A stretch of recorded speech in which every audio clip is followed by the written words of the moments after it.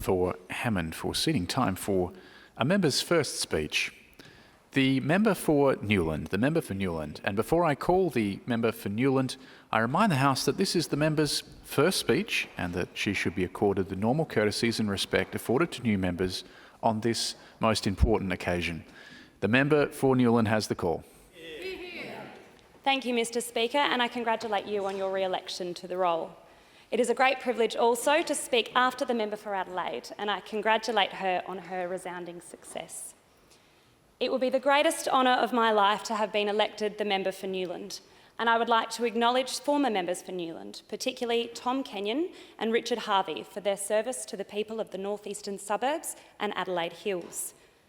To Dr. Richard Harvey, the outgoing member for Newland. Richard was an incredibly warm and fair opponent in the campaign period and has been gracious and humble in defeat. Richard and I have a similar sense of humour and we've always gotten along. We as South Australians live in the best state in the best country on earth. Dr. Harvey and I also live in the best electorate on earth, and I believe the civility of our democratic process is a true testament to that fact. Dr. Harvey's personal kindnesses, however, are a testament to no one but himself, and I thank him for them from the bottom of my heart. I would like to congratulate Her Excellency the Governor on her opening of Parliament yesterday and thank her for her service to South Australia. Her Excellency outlined Labor's ambitious policy agenda, one that I am so proud to have campaigned for. I congratulate the Premier on his astounding success. We were elected by South Australians with a clear mandate to deliver that agenda, and that is in no small part thanks to the Premier and his steadfast leadership. On a personal note, I would like to thank both the Premier and the Deputy Premier for not only their leadership, but their warmth. I have felt supported by both Pete and Susan every day since my pre-selection, and I thank them for their unwavering endorsement of not only me, but my agenda in the northeastern suburbs. Pete and Susan are kind, compassionate, and two of my biggest fans. And to me, that is true leadership. I am so proud to be part of their team, and thank you for allowing me the privilege. The seat of Newland was created in 1976, replacing the abolished district of Tea Tree Gully. I'd also like to acknowledge the first and only member for Tea Tree Gully, who was also the first female Labor member in the South Australian Parliament, Molly Byrne. It is an incredible privilege to stand on the shoulders of a giant of not only the Labor Party, but a giant of suffrage in SA. Thank you, Molly, for your service to our state, our movement, and the people of the Gully. Newland is now an entirely metropolitan seat in the northeastern suburbs of Adelaide. We take in half of Modbury North, had to give the other half to the member for Wright, as well as Modbury, Hope Valley, St Agnes, Ridgehaven, Yatala Vale, Banksia Park, Fairview Park and Tea Tree Gully, right to the edge of the Adelaide Hills near Houghton. The entirety of the seat of Newland is in the City of Tea Tree Gully Council area and includes the Tea Tree Gully Historical Precinct. In 1907, Modbury was described as a quiet little country village with a store, machinist's shop, chaff mill, Methodist church, schoolroom and hotel. In a book named The History of Tea Tree Gully, it was remarked that the reporter might have written an identical report at the end of another 50 years, as in 1957 there were still only 62 houses in Modbury. In the years that followed, our community was built. Today, there are over 7,000 houses in Modbury, and it acts as our business precinct. The Council Civic Centre was built in 1967. In 1970, Maya Tea Tree Plaza opened, and in 1973, Modbury Hospital, our hospital, was proudly opened by Premier Don Dunstan. All three of those locations are cornerstones of our community, and all of them play a role in my story as well. Tea Tree Gully is my home. I grew up in Highbury, and today I live in St Agnes. In Year 8 and Year 9, I attended Kildare College in Holden Hill. My best friend Ashley and I spent our Thursday nights on the 506 bus to Tea Tree Plaza and our weekends at her family home in Modbury North. I got my licence at Modbury Service SA, albeit it took me multiple attempts, and I've been to Modbury Hospital for a burst appendix, a concussion, and not one but 3 anaphylactic reactions. My brothers learnt to swim at Paragon Swimming Centre, which is still right next door. Through uni, I worked at 42nd Street Cafe, Tea Tree Plaza, which became my second home. Throughout the campaign, I was reunited with so many of my old customers, and even on polling day, had not one, but 3 residents tell me that they recognised me, not from the campaign, but from serving them at the plaza some 8 years ago. In 2018, I was elected as a ward councillor for Balmoral Ward in the city of Tea Tree Gully. Balmoral Ward includes Newland suburbs of Modbury, Hope Valley and St Agnes, and I thank those residents who have continued to support me from my council campaign. I am lucky to have had the support of Tea Tree Gully Council staff and councillors throughout the campaign as well, and thank CEO John Moyle, as well as my former colleagues and elected members. Particular thanks goes to Deputy Mayor Lucas Jones, his wife Chloe, and my surrogate niece Charlotte. Lucas, you have taken me in from the day we first started working together at the Newland electorate office and made me part of your family. I thank you for your support. My time on council gave me a particular understanding and appreciation for the Tea Tree Gully CWMS network. The city is home to 4,700 septic tanks with around 76 different systems of septic pipework. Out of the 4,700 tanks, roughly 4,000 of those are in Newland. I was recently gifted a book from a resident named From Settlement to City, A History of the District of Tea Tree Gully by Ian All. The book was gifted to me by John and Pat Wilson, local authors from Fairview Park, and I thank them for joining me online today. The book was published in 1976 and discusses the issues of deep drainage, common effluent and sewerage in Tea Tree Gully. 46 years post-publication, we are transitioning the Tea Tree Gully CWMS network to SA Water Management. It was Labor who fully committed and first committed to a transition to SA Water, and only Labor who ever committed to scrap the CWMS levy. On the 1st of July this year, thousands of residents in the seats of Newland, Wright and Morialta will no longer pay a $745 service charge to the council for their septic services.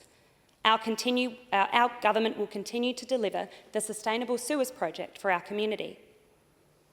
It is by far my proudest commitment. It's one that affects over a third of electors in the seat. Residents have been on the CWMS network for upwards of 40 years. There are septic tanks in people's bedrooms, under their swimming pools, and at one beautiful house that I door-knocked in Banksia Park, at the bottom of a creek beneath a bamboo forest. I thank the Tea Tree Gully councillors for their work on this issue, as well as the CWMS Action Group, particularly Rose Morton and Adela Matiski, for their years of continued advocacy. I come from a long line of strong, independent women. Each one of those women has been a single mum with an insecure job, with insecure housing, and lived with the traumas of mental illness, addiction, domestic violence, and sexual abuse. Despite all of that, each one of those women is loud, intelligent, vivacious, hardworking, charismatic, and best of all, inherently political. In our family, we do not let our experiences define us. We were bred to be fighters, and no one tells us what to do. Today, I thank my village of strong women. In particular, my mum, Rachel Koopmans, my nan, Sarah Courtney, who joins us today, my aunties, Catherine Zengera and Fiona Killick McKinnon, and my cousins, Isabel Zengera, who also joins us, and Courtney Oswald. I also thank Matthew Zengera and Stuart Henderson for often being the sole males in a pack of very strong, loud women. My family means the world to me. My mum is no stranger to adversity. When I was 3, my mum and stepfather were married. My younger brother, Benjamin Isaac Koopmans, was born on the 24th of September 2000 at 24 weeks gestation. He was born awake, but later that day died in my mother's arms.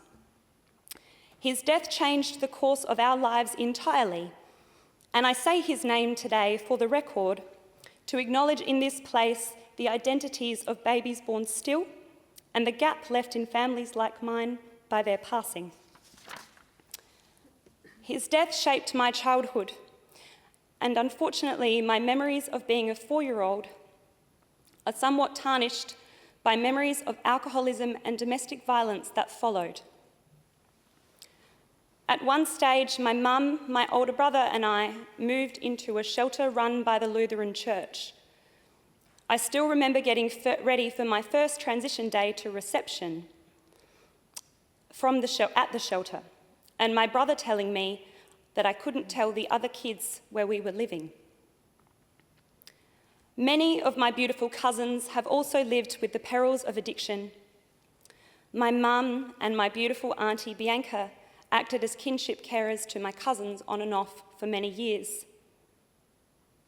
I worry every day about their opportunities post those placements in foster care, residential care and kinship care. I know I cannot change their circumstances and I cannot write their stories for them, but I can stand in this place even when it's incredibly difficult, and use my experiences to guide my decision-making. I am a member of the Australian Labor Party because I believe in equal opportunity no matter your circumstances, and I will fight for those equal opportunities for the rest of my life. My mum is the pillar of that belief system. She has taught me always that our experiences should not dictate our opportunities, and that our traumas do not define our worth. My mum has chased every single one of her goals.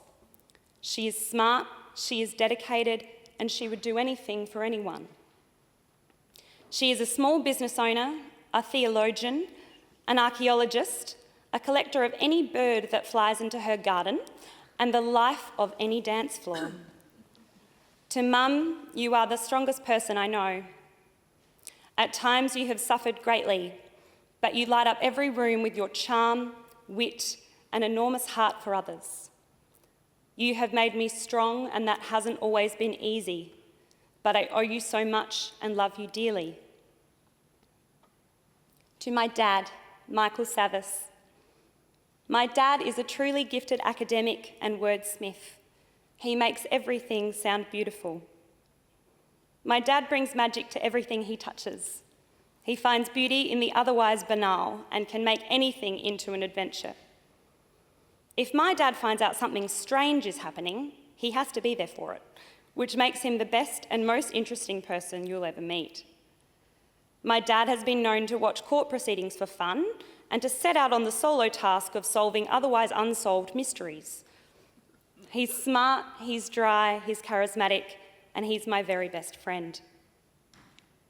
Weekends with my dad and my sisters were always like a holiday.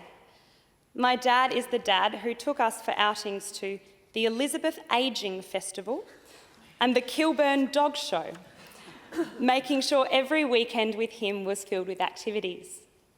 He made incredible sacrifices for me and my sisters and continuously pushes us to be the best versions of ourselves. My dad is my biggest fan, and our connection is so special.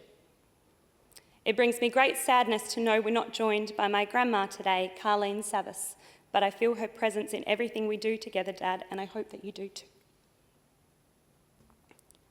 To my stepdad, David Koopmans. When I think of you, I think of Neil Young playing in the back shed at Windsor Gardens or teaching me the words to Chucky's in Love by Ricky Lee Jones on the drive home down Grand Junction Road. You were the one who took me to McDonald's every Friday for a small fries reward if I got 10 out of 10 on my spelling test, to which I always did, and the one who stayed up late into the night helping me study for my Year 12 exams. You have always told me how proud you are of me. You have been affronted by a terrible affliction, and that at times has been unspeakably hard. But I want you to know that I think of you with nothing but love. To my siblings, Michael, Zachary and Elijah Koopmans, and Chelsea and Taylor Fernandez. Nothing makes me prouder than being your big sister. My brothers and sisters are the most important people in my life, and every day they continue to marvel me with their intellect and their strength. I love you all dearly, and I thank Chelsea for joining us today. To my extended family on my dad's side, most notably my great auntie Leslie Murphy, who joined me yesterday, and Uncle Bob Murphy. They have taken me in as a surrogate granddaughter and never looked back.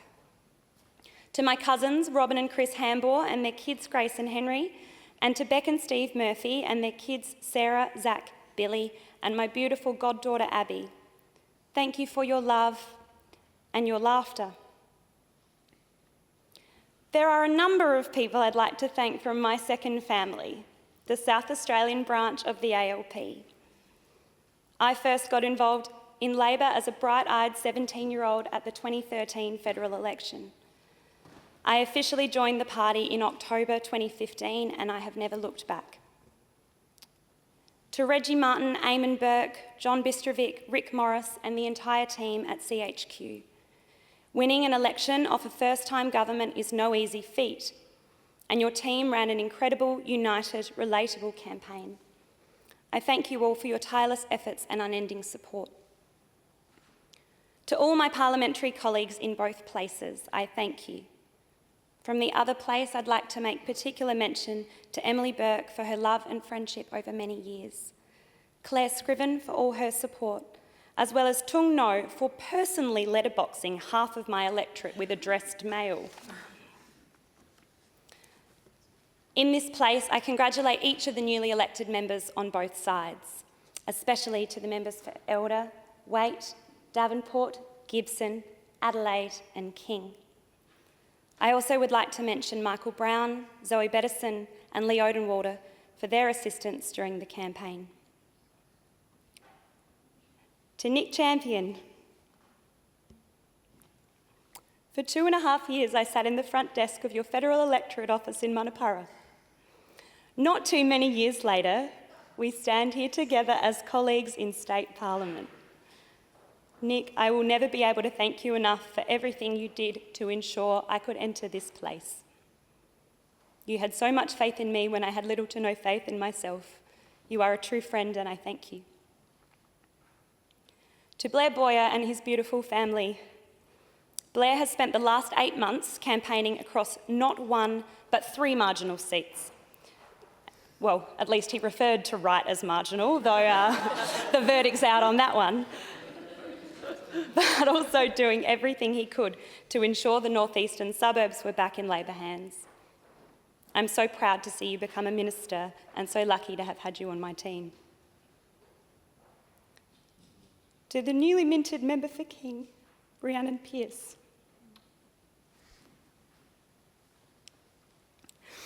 Not many people get to go to work every day with their very best friend, but I get to 7 days a week. Rhiannon started as a colleague and became a sister. She is the most selfless person I know. She checks in every day and never complains about herself. Just this morning, she texted at about 7 a.m, randomly offering to go to the chemist and pick up some medicine for my nerves. She's fun, she's fearless, and she's a bit of a dag. The people of King are lucky to have her represent them, and I'm lucky to have her in my life. To my federal colleagues, particularly Senator Marielle Smith, Amanda Rishworth and Tony Zappia, I thank you for all your support and your advice over the campaign period. To Senator Don Farrell and Nympha Farrell, I thank you both for your service to our state and our movement over many decades. Senator, I am incredibly cognizant of your role in the Labor Party and thank you for paving the way for so many others. Your personal support of me means the world. Nympha, you have a heart of gold and I'm so lucky to have you in my corner. Thank you for joining me today. To the Newland campaign team, Peter Gatenbeek, Alex Pados, Suzanne Kellett, Eloise Atherton, Julian Cox, Sean Hill, Victoria Brown, Michaela Wangman, and many others. Every day of the Newland campaign, I was astounded by the incredible belief you all had in me and the lengths you were willing to go for our cause. Peter Gatenbeek. It was nothing short of a privilege to have been given you as my campaign manager. Over the last 8 months, you managed my campaign, as well as my personal life, social calendar, and occasional emotional outbursts. Managing a marginal seat campaign with an 8-month lead time is no easy feat. And the work you put in, particularly in those first few weeks of my pre-selection, was flawless. Every day I woke up in awe of the work you were doing for me and for our movement. In fact, for the majority of the campaign, I felt quite guilty for not working anywhere near as hard as you were, and feeling as if I didn't take on the burdens of the campaign in the way that you did. I now know that that's because you weren't letting me, and I thank you for that. Running in a 3-corner race without an 18-month campaign like the other marginal seats, we often felt the odds were against us. Despite that, we were always on the same side, and you always told me you knew we could do it.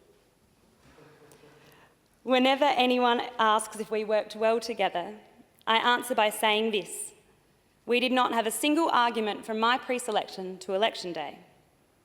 That is not a testament to me, because there were certainly times where I was worth arguing with, but to you, and indicative of your enduring patience and commitment to our goal. Everything fazed me in the campaign period, so your response was to let nothing outwardly faze you. I will always remember a particularly stressful campaign meeting in Parliament House. I was really struggling with the enormity of the task ahead. You took me across to La Mocha for a coffee and sat with me while I cried. You showed me immense kindness for a minute or two, and after I finished my coffee, I remember you distinctly saying, "You're okay now, go knock on some doors." That's Pete, all hard work and no fuss. Pete, you are an asset to our group, and we are all better for knowing you.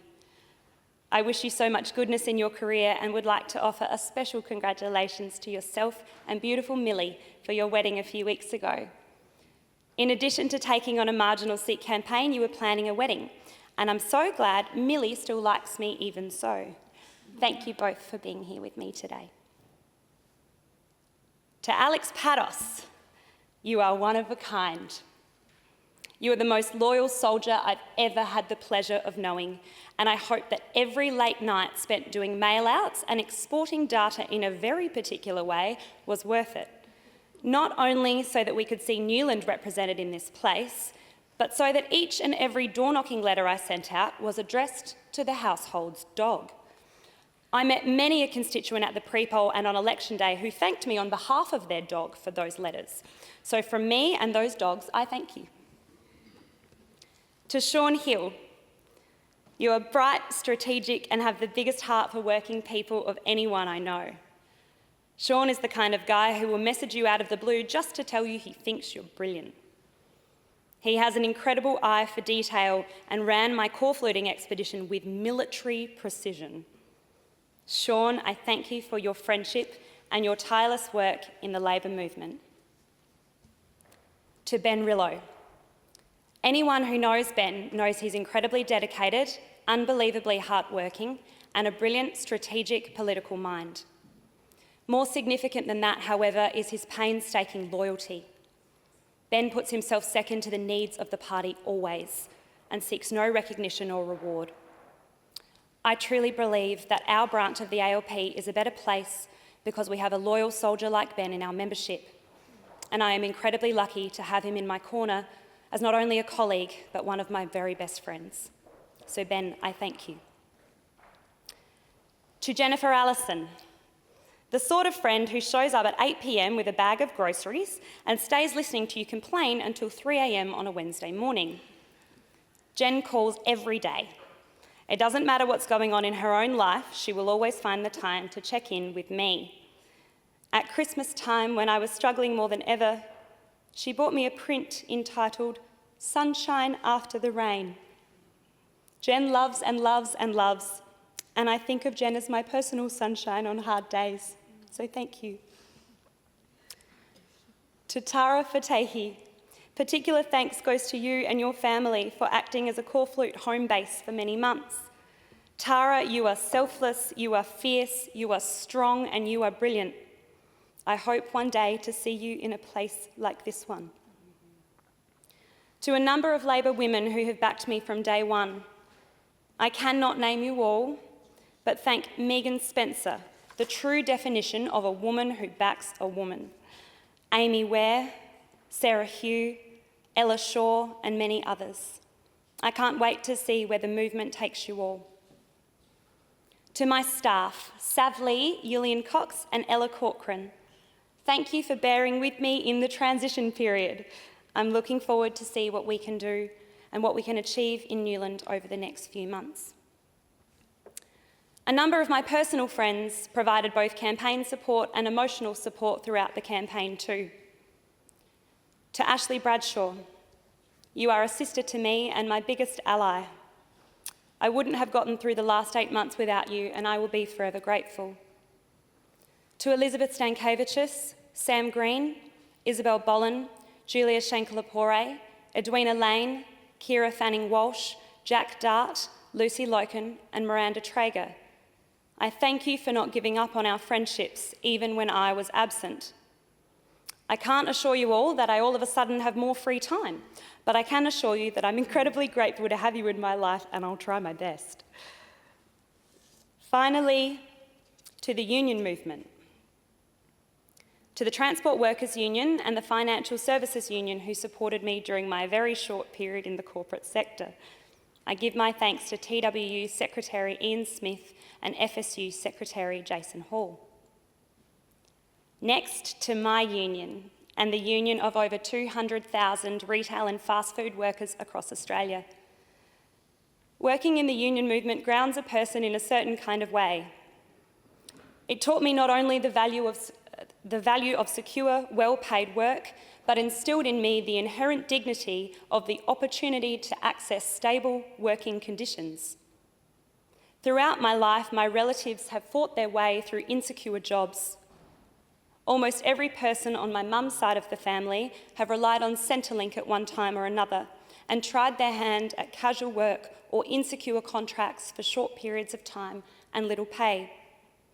Permanent, secure work was a foreign concept to me, as was home ownership, my mum being the first and only person in her family before me to have purchased a home. Not only did working at the SDA teach me about the dignity of secure work through our members, but it gave me dignity in what I did as well. Before I worked at the SDA, I was working 30 hours a week in hospitality for $10 an hour. I was studying full-time and often struggling with my subjects, unable to keep up with uni, having to pay my own way, and often being unable to pay for petrol, car registration, and my phone bill. The SDA gave me a job and they gave me a chance. They gave me dignity in my profession and the opportunity to be more than I thought I could be. Becoming a union rep at the age of 20 defined the rest of my career. I had a secure, well-paid job, and because of that, the ability to succeed. They supported me then, and they continue to support me now. And I would like to thank Josh Peake, Sonia Romeo, Tom Carrick-Smith, and the entire SANT branch of the Shop Distributive and Allied Employees Association for giving me the great privilege of joining the Shoppies family. Without that family, I would not be standing in this place, and I thank them for everything they've done for me and the retail, fast food and warehousing workers across the state. Today, I stand beneath a tapestry celebrating women's suffrage and can see the words, as mentioned by the member for Adelaide, "A woman's place is in the house." I am incredibly cognizant of the privilege to be the youngest woman ever elected to this place and the responsibility that comes with that privilege. I am someone who often feels she had to grow up too early. I would do anything to go back and tell a very scared 4-year-old girl that in 21 short years she would be a Member of Parliament, but I cannot. Instead, I will make it my mission to tell every other young boy and girl that no matter their circumstances or their postcode, that they can. So to the many young girls and boys who have shown an interest in my campaign, this is for you. To Amelia of Tea Tree Gully, who made it her mission to meet not only the 3 Newland candidates, but the Premier as well. To Shub of St Agnes, who made a Labour corflute in his Year 4 class. To Emily of St Agnes, who felt she could run for school president because I was elected. To Susanna of St Agnes, who made me a picture that said, "Olivia is the government." To Patrick of Tea Tree Gully, who asked me to ask the Premier and Scott Morrison if we can have 3-day weekends. To Alia of Tea Tree Gully, who wrote to me saying, "I'm glad Labor won. I know with more hospital beds we will have a good state." To each and every one of you and every other young person in this state who wants to represent their community, you can, no matter where you come from, and I promise to do everything in my power to ensure that you do. Thank you.